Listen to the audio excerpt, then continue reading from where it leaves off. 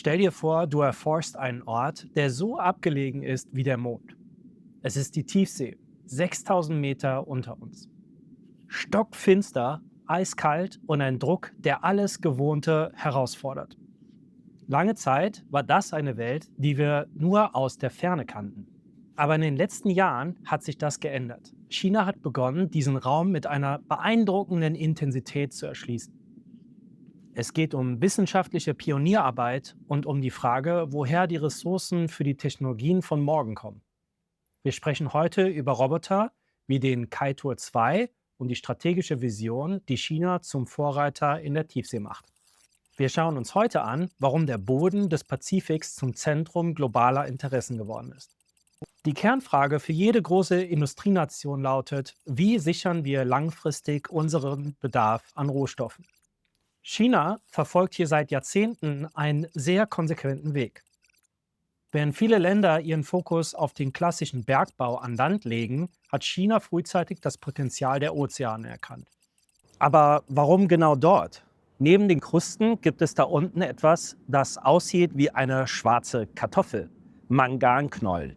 Diese Dinger wachsen unfassbar langsam, nur wenige Millimeter in 1 Million Jahre.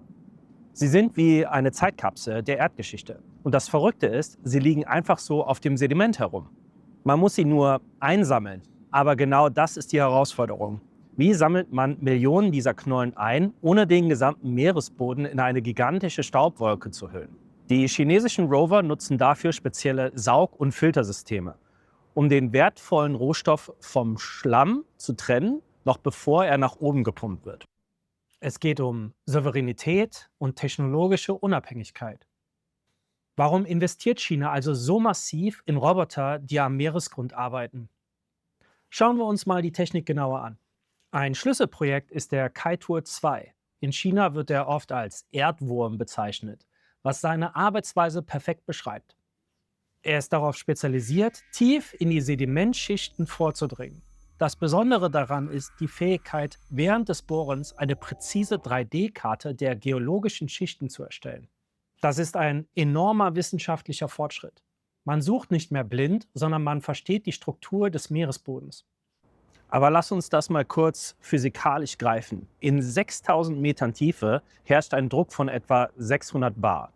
Für die Ingenieure bedeutet das, jede Dichtung, jedes Kabel und jede Linse der Kameras muss so konstruiert sein, dass sie nicht einfach implodiert. China nutzt hier spezielle Titanlegierungen und syntaktische Schäume für den Auftrieb, die eigentlich aus der Luft- und Raumfahrt kommen. Das ist im Grunde ein Raumschiff, das nach unten fliegt, und das Spannende: Dieser Roboter müsste dort unten autonom agieren, weil die Funkwellen durch das Salzwasser kaum durchkommen. Sie sind dort unten also völlig auf sich alleine gestellt.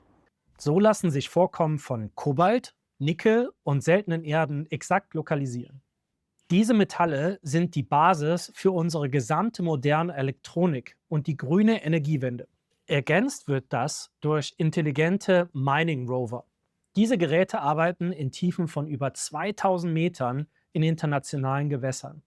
Sie sammeln Kobaltkrusten ab, Formationen, die über Millionen von Jahren entstanden sind. Jetzt denkst du vielleicht, okay, der Roboter hat das Zeug gesammelt, aber wie kommt es an die Oberfläche? Wir reden hier von 6 Kilometern vertikalem Transport. China hat hierfür ein System namens Riser perfektioniert. Das sind riesige, flexible Rohre, durch die das Material mittels Pumpstationen wie in einem gigantischen Strohhalm nach oben gesogen wird. Stell dir mal die Kraft vor, die nötig ist, um tonnenschweres Gestein senkrecht durch eine Wassersäule von 6000 Metern zu heben, während oben ein Schiff im Wellengang schwankt. Das ist eine logistische Meisterleistung, die nur sehr wenige Länder technisch überhaupt umsetzen können. Experten schätzen, dass die Vorkommen dort unten die Reserven an Land um das Vielfache übersteigen. China zeigt hier, was technisch heute möglich ist. Dieser Einsatz findet in einem komplexen internationalen Rahmen statt. Die Internationale Meeresbodenbehörde ISA verwaltet diese Gebiete. China hat sich hier über Jahre als aktiver Partner positioniert und hält mittlerweile die meisten Lizenzen zur Exploration weltweit. Es ist ein systematischer Aufbau von Wissen und Infrastruktur. Dabei geht es nicht nur um den Abbau, sondern um die Erforschung eines völlig neuen Raums. Wer die Technologie besitzt, dort sicher zu operieren, setzt die Standards für die Zukunft. Das ist ein langfristiger Plan, der weit über die nächsten Jahre hinausgeht. Werfen wir mal einen Blick auf die Karte. Es gibt da ein Gebiet, das für China besonders wichtig ist, die Clarion-Clipperton-Zone im Pazifik. Das ist ein riesiges Areal zwischen Hawaii und Mexiko. China hat dort sehr früh Claims abgesteckt. Das Interessante dabei ist die strategische Voraussicht. Man hat nicht nur auf die schiere Menge geachtet, sondern auch auf die Reinheit der Erze. Die Proben, die der Kaitour 2 und andere Forschungsstrichproben nach oben bringen, zeigen eine Qualität, die an Land kaum noch zu finden ist. Das bedeutet weniger Energieaufwand bei der späteren Veredelung. Ein ökonomischer Vorteil, der erst in 10 oder 20 Jahren so richtig zum Tragen kommt. Interessant ist der Vergleich der Herangehensweise.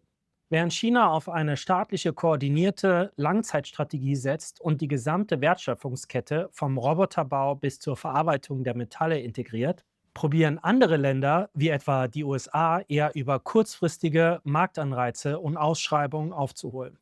Das Pentagon in den USA hat beispielsweise versucht, große Mengen Kobalt am Weltmarkt zu sichern, stieß dabei aber auf Schwierigkeiten, da die Kapazitäten im Westen derzeit noch begrenzt sind.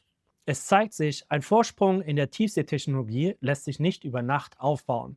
Er ist das Ergebnis von jahrzehntelanger Forschung und industrieller Planung. Was bedeutet das für uns alle? Wir erleben gerade, wie sich die Landkarte der Rohstoffe verschiebt. China übernimmt hier eine Führungsrolle in einem Bereich, der für die Zukunft der globalen Industrie entscheidend ist. Es ist eine wissenschaftliche Höchstleistung, in diesen Tiefen zu arbeiten. Und es geht noch weiter. Die neueste Generation dieser Roboter nutzt künstliche Intelligenz, um den Meeresboden in Echtzeit zu analysieren. Der Roboter entscheidet selbstständig, ist dieser Stein wertvoll genug oder verbrauche ich zu viel Energie beim Aufsaugen. Das spart Zeit und Ressourcen. In den chinesischen Forschungszentren, etwa in Qingdao, werden diese Algorithmen mit Millionen von Bildern vom Meeresgrund gefüttert. Man trainiert dort quasi das Auge der Tiefseeflotte. Das zeigt uns, China betrachtet den Meeresboden nicht nur als Bergwerk, sondern als Hightech-Labor der Zukunft. Natürlich gibt es auch ökologische Fragen, die weltweit diskutiert werden. Wie schützt man diese unerforschten Ökosysteme? In China wird daran gearbeitet, diese Prozesse effizienter und auch präziser zu machen. Letztlich ist es eine Abwägung, die jede Nation treffen muss. Wie decken wir den Hunger nach Fortschritt und schützen gleichzeitig die Umwelt? China hat hier seinen Weg gewählt und schafft Fakten, die globale Wirtschaft noch lange beschäftigen werden. Die Erschließung der Tiefsee ist eines der größten Abenteuer unserer Zeit. China ist dabei, die Grenzen des Machbaren neu zu definieren. Was denkt ihr darüber? Ist der Meeresboden die Lösung für unsere Ressourcenfragen der Zukunft? Schreibt es mir in die Kommentare und im nächsten Video schauen wir uns an, wie diese speziellen Rohstoffe die Stahlindustrie revolutionieren. Bleibt neugierig und bis bald.